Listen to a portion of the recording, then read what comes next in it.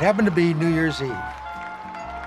Mr. Mack was at work, sitting in his office, very late, and the phone rang.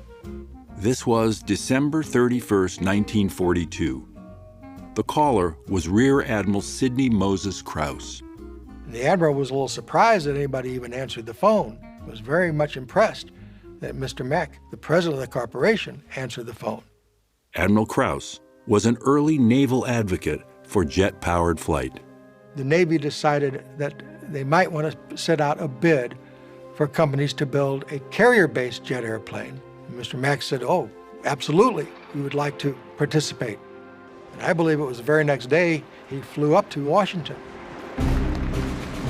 The phone call was a turning point for McDonnell Aircraft and for naval aviation. The Navy was a service in the midst of change.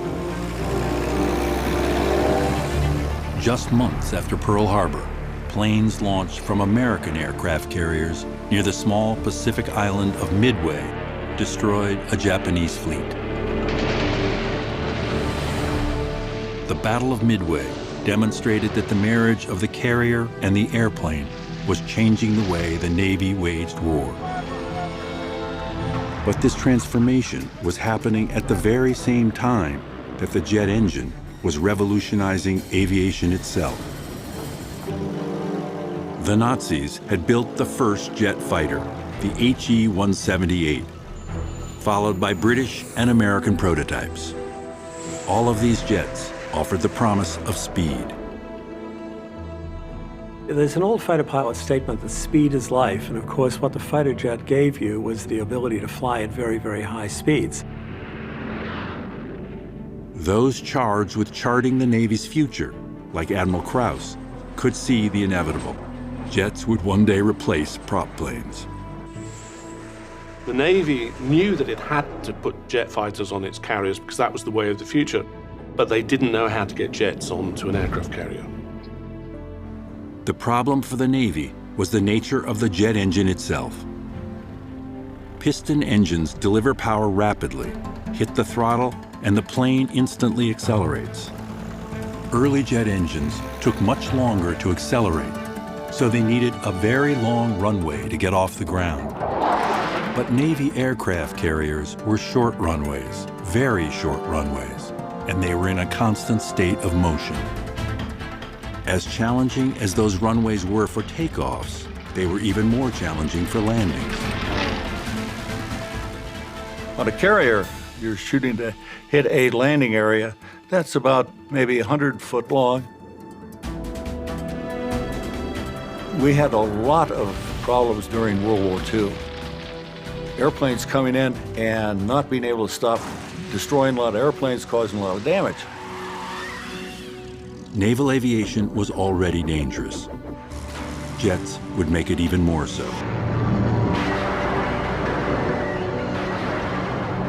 There were individuals at the Bureau of Aeronautics who did not think jets could ever be made to be compatible on aircraft carriers. This is the problem that the Navy put before James McDonnell and his engineers. McDonnell came up with a two-engine airplane. All the other fighters that the Navy was looking at were all single-engine. People thought that was the simplest way to build a jet airplane. For a Navy that was waging aerial battles over the vast Pacific Ocean, two engines were appealing, especially for unproven jets. If one failed, the aircraft could still return to the carrier. So McDonnell pretty much set the Navy's thinking that they actually always prefer a two-engine airplane if they can get it. The Navy designated the new plane the XFD-1. What's really the most beautiful aspect of it is the wing, how it blends in with the engines. And that's something that was definitely borrowed from the XP-67s.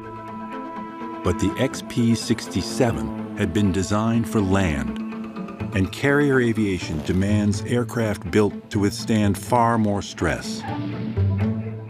Not only is it the force of the landing that puts stress on the aircraft fuselage, it's also the force of the hydraulic catapult dragging this aircraft literally down a short track and slinging it into the air from a standstill.